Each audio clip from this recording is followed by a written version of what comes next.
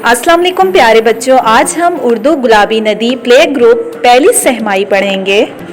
बच्चों अपनी किताब खोलें। सफ़ा नंबर 78, जमात का काम। प्यारे बच्चों, ये कौन सा हर्फ है? हर चे। हर चे। चे के पेट में 3 नुक्ते। चे की आवाज़ च। हर्फ चे में पेंसिल फेरिए, तस्वीर में रंग भरिए। प्यारे बच्चों, अब मैं आपको हर्फ चे में पेंसिल फेरना सिखाऊंगी।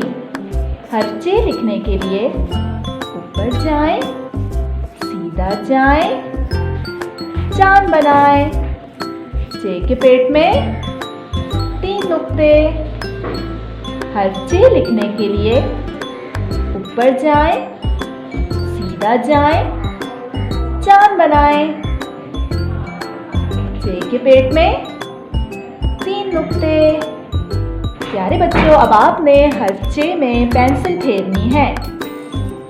प्यारे बच्चों, अब मैं आपको हर्फ चे से शुरू होने वाले अल्फाज की शनाख्त करवाऊंगी। चे च चिड़िया। चे च चिड़िया। चे च चांद। चे च चांद। चे च चूज़ा। प्यारे बच्चों, अब आपने इन तस्वीर में अपनी पसंद का रंग भरना है।